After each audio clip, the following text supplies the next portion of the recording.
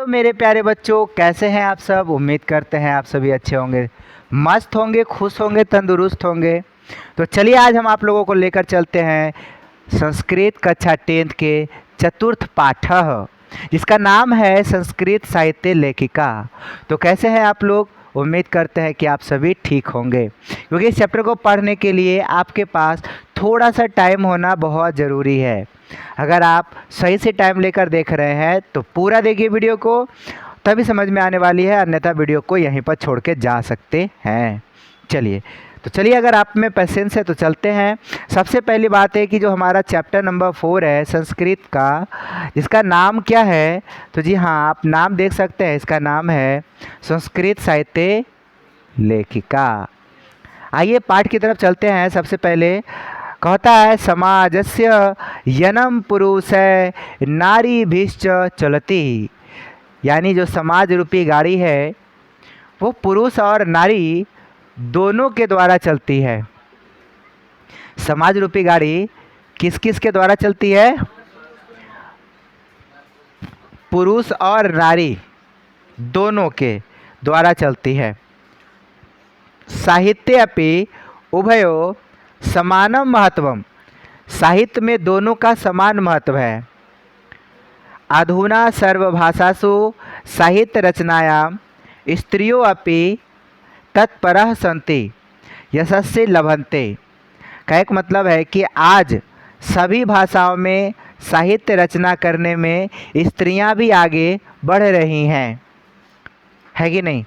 आज पुरुष के साथ कदम से कदम मिलाकर स्त्रियां भी आगे बढ़ रही हैं, है ना। संस्कृत साहित्य प्राचीन कालदेव साहित्य समृद्ध योगदानम न्यूनाधिकम प्राप्यते। पठे अस्मिन्नाति प्रसिद्धानां लेखिकानामेव चर्चा वर्तते। एन साहित्य निधि पूर्णे तासा योगदानम ज्ञाते। कहने का अर्थ ये हुआ कि संस्कृत साहित्य में प्राचीन काल से ही बच्चों साहित्य को समृद्धि करने में, आगे बढ़ाने में नारियों का थोड़ा बहुत योगदान प्राप्त होता है। और इस पाठ में अति प्रसिद्ध उन लेखिकाओं की चर्चा है जो साहित्य रूपी खजाने में महत्वपूर्ण योगदान जिनका माना जाता है, समझे। यानी कहा जा सकता है कि इस पाठ में हम संस्कृत के जो साहित्य के लेखिका है ना, लेखिका के बारे में हम चर्चा करेंगे। ठीक है, तो चलिए मूल पाठ की तरफ चलते हैं। ठीक है, इससे पहले आप लोग वीडियो को लाइक नहीं किए हैं, वीडियो लाइक कर दीजिए, शेयर करके चैनल सब्सक्राइब कर दीजिए। ठीक है, क्योंकि अभी आपको पूरे YouTube चैनल पर सर्च मार के देख लीजिए, ऐसा वीडियो आपको कहीं नहीं मिलने वाला है। ठीक है, चलिए, आपको कोई भी वीडियो में इतना अच्छा से हिंदी रूपांतरण नहीं मिलेगा, इतना अच्छा से हिंदी रूपांतरण नहीं मिलेगा। तो आप इस चैनल को सब्सक्राइब करते रहिए, ऐसे वीडियो हम आपके लिए लेकर आते रहेंगे। मूल पाठ में कहता है विपुलम संस्कृत साहित्यम विभिन्न कवि भी शास्त्रकरश्च सर्वाधिकम। कहने का अर्थ ये हुआ, देखो इसका हिंदी का अर्थ क्या हुआ कि विशाल संस्कृत साहित्य को विभिन्न कवियों द्वारा और शास्त्रकारों द्वारा बढ़ाया गया है। यानी देखो जो संस्कृत साहित्य है बाबू, कोई संस्कृत पसंद करता है, नहीं पसंद करता है। बहुत कम ही लोग आपको मिलेगा, 100 में एक आध गो जो संस्कृत के प्रति अट्रैक्ट होता है। सब लोग गणित के प्रति अट्रैक्ट होगा, इंग्लिश के प्रति अट्रैक्ट होगा, विज्ञान के प्रति अट्रैक्ट होगा, सामाजिक विज्ञान के, लेकिन संस्कृत के प्रति किसी का नहीं। इसमें से बता सकते हैं दिल से कितने लोगों को संस्कृत अच्छा लगता है। आप कहिएगा कोई नहीं। रीज़न क्या है, बहुत कम लोग संस्कृत को अच्छा मानते हैं। लेकिन ये संस्कृत आज क्यों टिका हुआ है, टिका हुआ है बहुत सारे कवि हैं, बहुत सारे शास्त्रकार हैं, आज उनके द्वारा इनकी जो पहिया है वो खींच कर बढ़ाया जा रहा है, आज भी जीवित है। ठीक है, कहता है वैदिक कालादारभ्य शास्त्राणां काव्यानांच रचने संरचने च यथा पुरुषा दत्तचिता अभवन् तथैव स्त्रियों अपि दत्तावधाना प्राप्यन्ते। कहने का अर्थ ये हुआ कि वैदिक काल के आरंभ से ही बच्चों वैदिक काल के आरंभ से ही शास्त्रों और काव्यों की रचना और संरचना जिस प्रकार पुरुष निपुण हुए, सोच लीजिए शास्त्र में जैसे देख रहे हैं शास्त्र चलाने में पुरुष निपुण हुए, उनकी रचना और संरक्षण में निपुण हुए, उसी प्रकार से स्त्रियां भी बहुत अधिक जो है ध्यान दी और पुरुषों के समान और उससे कहीं ज़्यादा आगे निकल रही हैं, है कि नहीं। कहता है वैदिक युगे मंत्रा नाम दर्शका न केवल ऋषया प्रत्युत ऋषिका अपि संति, यानी कहने का अर्थ है कि वैदिक युग में मंत्रों के दर्शक ना सिर्फ ऋषि हुए बल्कि ऋषिकाएँ भी हुई। प्राचीन युग में जो है वैदिक युग में मंत्र के जो दर्शक थे वो केवल ऋषि लोग ही नहीं बल्कि ऋषिकाएँ भी हुई। ठीक है। कहता है ऋग्वेदे चतुर्विंशतिर अथर्ववेदे च पंचऋषिका मंत्र दर्शन बत्यो निर्दिश्यन्ते यथा यमी अपाला उर्वशी इंद्राणी बागम्बरिणी इत्यादया। कहने का अर्थ है कि ऋग्वेद में 24 और अथर्ववेद में 5, ऋग्वेद में 24 अथर्ववेद में 5 ऋषिकाएँ जो है वह मंत्र दर्शन में तत्पर दिखलाई गई। ठीक है। ऋग्वेद में कितनी ऋषिकाएँ 24, अथर्ववेद में कितने 5, इतने जो है मंत्र दर्शन में तत्पर दिखलाई गई। इसमें से कुछ नाम है यमी अपाला इंद्राणी बागम्बरिणी उर्वशी। ठीक है। ये सब क्या है, ये सब ऋषिकाएँ हैं। बच्चों यहाँ तक समझ में आ गया। ठीक है। और आगे बढ़ते हैं। ठीक है। वीडियो में एकदम इसी तरह बने रहिए। आगे कहता है बृहदारण्यकोपनिषद यज्ञवालकस्य पत्नी मैत्रेयी आसीत् दर्शनिक रुचिमती वर्णितायां यज्ञवालक्य आत्मतत्वं शिक्षयति। कहने का मतलब यह हुआ बच्चों, देखो इसका अर्थ यह हुआ कि बृहदारण्यक उपनिषद में यज्ञवालक की पत्नी मैत्रेयी, किसकी पत्नी, यज्ञवालक की पत्नी का नाम क्या है, मैत्रेयी की दार्शनिक रुचि का वर्णन है। यानी अगर आप बृहदारण्यक उपनिषद देखोगे तो उसमें यज्ञवालक की पत्नी जिसका नाम है मैत्रेयी, इसकी रुचि का वर्णन, रुचि इच्छा, समझ रहे हैं ना। कहता है जिन्होंने यज्ञवालक को आत्म तत्व की शिक्षा दी, आत्म तत्व की शिक्षा जो है दिया था। ठीक है। यज्ञवालक को, तो बताइए यज्ञवालक को आत्म तत्व की शिक्षा किसने दिया था, मैत्रेयी ने दिया था। किसकी पत्नी है, यज्ञवालक की पत्नी, माने उनका पत्नी ही उनको जो है शिक्षा दी थी। ठीक है। आगे कहता है जनक की सभा में शास्त्र कुशला वाचस्पति गार्गी रहती थी। ठीक है। यानी जनकस्य सभायाम शास्त्रार्थ कुशला गार्गी वाचकनवी तिष्ठति अस्मा।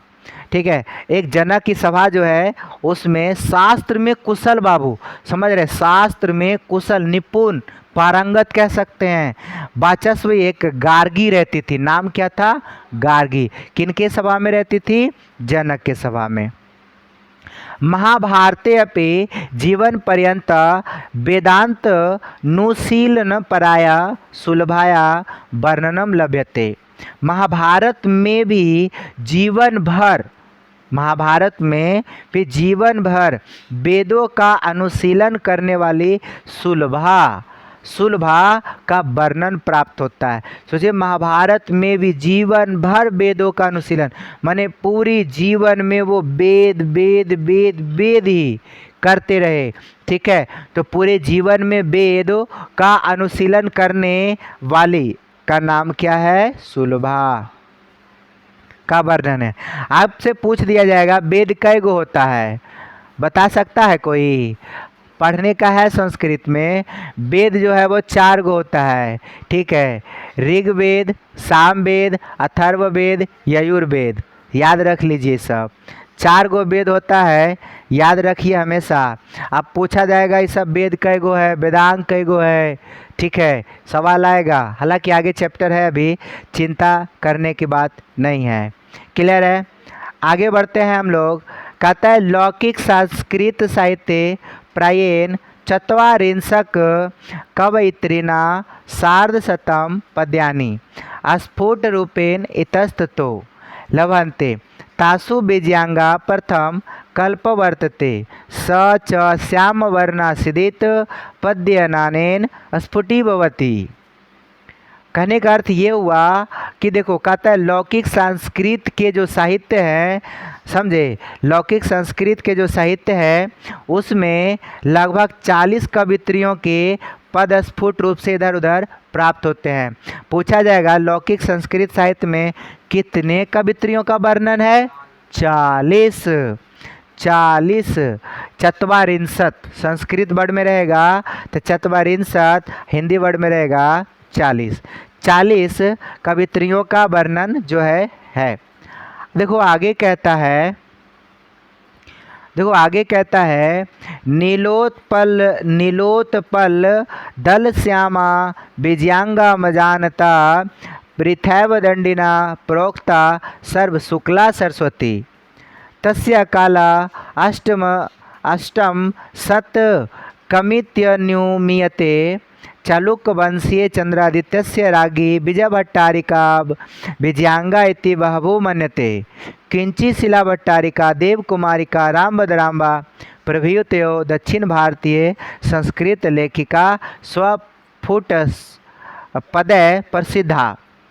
अब इसका कहने का अर्थ ये हुआ कि देखो भाई वो श्याम वर्ण की थी। अभी मैंने जिसका नाम बताया विजयांगा, विजयांगा कौन सी वर्ण की थी?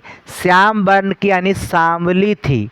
याद है सांवली सूरत पे कान्हा मैं तेरी दीवानी हो गई, गाना तो सुने ही होंगे ना, सुने हुए गाना है ये, गाना है सांवली सूरत पे कान्हा मैं तेरी दीवानी हो गई, गाना है आप सुने होंगे।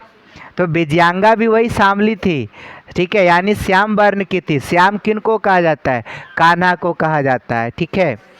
इस पद से स्पष्ट होता है पीले कमल के पुष्प के समान, पीले कमल के पुष्प के समान विजयांगा श्याम वर्ण मानी जाती है।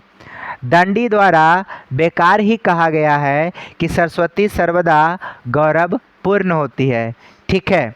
उनका समय जो है 8वीं शताब्दी अनुमानित है, 8वीं शताब्दी की बात कर रहा है। चालुक्य वंशीय राजा चंद्रादित्य, देखो ये सवाल ऑब्जेक्टिव में भर भर के आता है। चालुक्य वंश के राजा कौन था?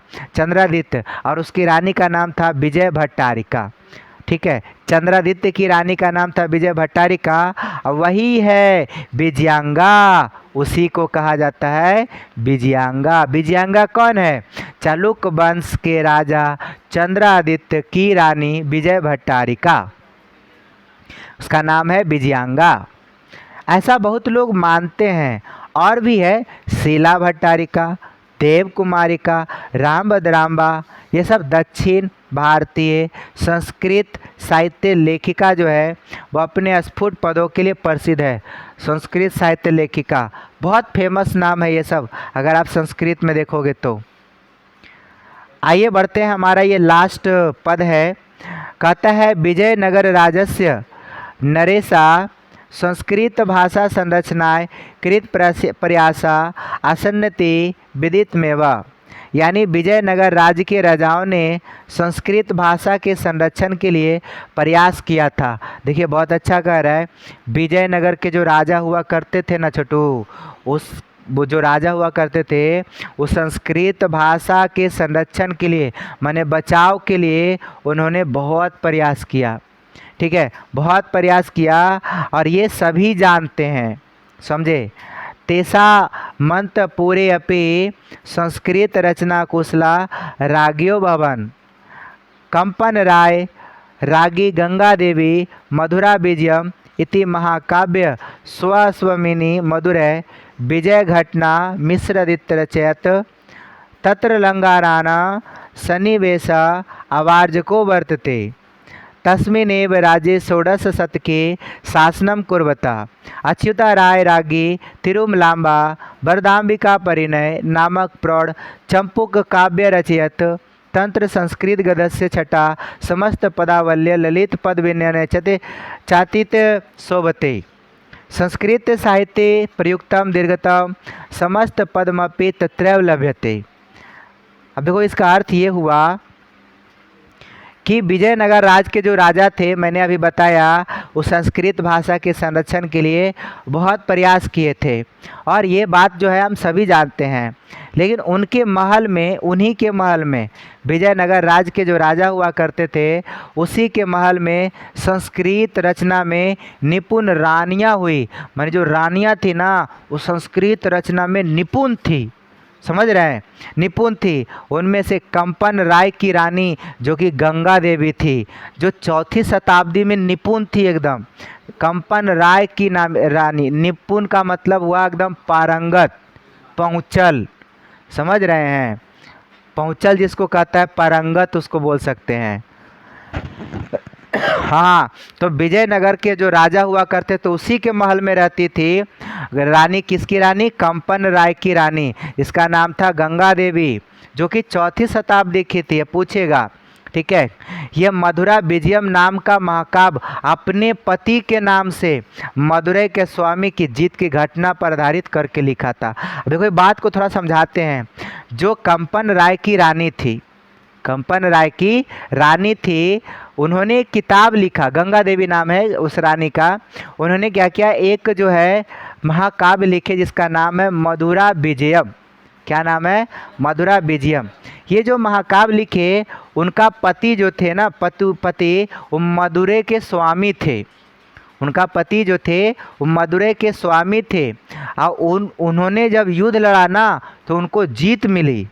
युद्ध लड़ने पर उनको जीत मिली, तो वही जीत की घटना पर आधारित करके उन्होंने एक किताब लिखा जिसका नाम है मधुरा विजयम। मधुरा यानी मदुरै, विजयम मदुरै का विजय हुआ था। मदुरै एक शहर है जिसका जीत हुआ था, ठीक है, तो उसी पर नाम लिखा गया मधुरा विजयम। आगे एक लेसन आएगा, उसमें बहुत अच्छा राग है मधुरा विजयम का, एकदम गाएंगे, एकदम कानों में गूंजते रहेगा, ठीक है। अभी नहीं गाएंगे, अभी वो पाठ तो आया नहीं है, समय आने पर बताएंगे, ठीक है। उसमें अलंकारों का समावेश था, अलंकारों का बहुत समावेश था। उसी राज में एक 16वीं सदी में भी शासन करते हुए अच्युता राय की रानी, किसकी रानी? अच्युता राय की रानी, जिसका नाम था तिरुमलांबा। उन्होंने एक वरदाम्बिका परिणय नाम का परिपक्व चंपू काव्य की रचना की। इन्होंने भी एक रचना की। इतना लोग पहुँचल थी ना रानी रे, इतना पहुँचल थी, मैंने पारंगत थी सब में, हाँ, संस्कृत में। उसमें सभी पदावली के ललित से संस्कृत गद्य साहित्य की अत्यधिक सुंदरता वर्तमान है। संस्कृत साहित्य में प्रयुक्त अत्यधिक लंबे समस्त पद भी वहीं से ही प्राप्त होते हैं। अगर आपको संस्कृत में लंबा लंबा पद मिल रहा है ने, वो भी वही सबसे मिलेगा। आइए इसके बाद हमारा आखिरी कहता, आधुनिक काले संस्कृत लेखिकासु पंडित क्षमाराव 1890 से लेकर 1953 ईस्वी तक है। नामधेया विदुषी अतीव प्रसिद्धा तया क्या लिखा, तथा स्वपितु शंकर पांडुरंग पंडितस्य महतो विदुषो जीवनचरितम शंकरचरितम इति रचितम। गंधी दर्शन प्रभाविता सत्यग्रहिता मीरा लहरी कथा मुक्तावली विचित्र परिषद यात्रा ग्राम ज्योति इत्यादि अनेकान गद्य पद्य ग्रंथान प्रणीतवती। वर्तमान काले लेखन तासु काव्यत्रिषु पुष्पा दीक्षित वनमाला भवालकर मिथिलेश कुमारी मिश्रा प्रभृत योदीनम संस्कृतस्य पुरयन्ति। थोड़ा सा स्पीड पढ़ दिए, चलो लास्ट है, इसको समझ लेते हैं, ठीक है। देखो बच्चों, कह रहा है कि आधुनिक काल की जो संस्कृत लेखिका थी, आज के समय की बात कर रहे हैं, आधुनिक काल, इसमें सबसे ज़्यादा फेमस नाम है पंडित क्षमाराव। पंडित क्षमाराव नाम की एक विदुषी महिला है। कैसी महिला? विदुषी महिला, बड़ी प्रसिद्ध है आधुनिक काल में। ऑब्जेक्टिव में आएगा कि बताइएगा आधुनिक काल की जो संस्कृत लेखिका है उसका नाम क्या है? पंडित क्षमाराव। आधुनिक काल की लेखिका का नाम है पंडित क्षमाराव, ठीक है। उनके द्वारा अपने पिता जो क्षमाराव थे, पंडित क्षमाराव, एक लड़की है, ठीक है, ये अपने पिता जिनका नाम है पांडुरंग पंडित, पिता का नाम क्या था? पांडुरंग पंडित। इसके महान विद्व जीवन पर आधारित शंकर चरितम नाम की जो ग्रंथ है उसकी रचना कर दी। बताइए, पिता के नाम से, माने उनका जो जीवन था ना, बहुत विद्वान थे उनके पिता, बहुत विद्वान थे। ठीक है, वो विद्वान पिता के नाम पर जो है शंकर चरितम नाम की एक ग्रंथ की रचना लिख डाली। ये जो है आधुनिक काल की लेखिका है, इसका नाम है पंडित क्षमा राव। इनके पिता का नाम है पांडुरंग पंडित। ठीक है, आगे कहता है गांधी दर्शन से प्रभावित होकर के उन्होंने सत्याग्रह गीता, गांधी जी का जब दर्शन हुआ था ने, इनको गांधी जी से भी दर्शन हुआ। पता है ना, गांधी जी के जब दर्शन होता है तो लोग उसका बंदर बन ही जाते हैं। इनको भी गांधी जी से दर्शन हुआ था।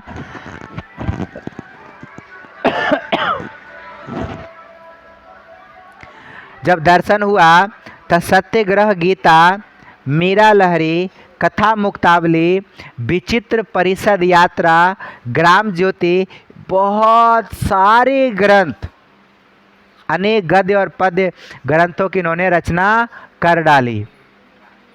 वर्तमान काल में लेखन में रत्न कवित्रियों में अभी हाल ही में देखा जाए पुष्पादि चित्र वनमाला, यानी कह सकते हैं कि पुष्पा दीक्षित वनमाला हो गया भवालकर, मिथिलेश कुमारी मिश्रा, ये सब ज़्यादा प्रचलित है।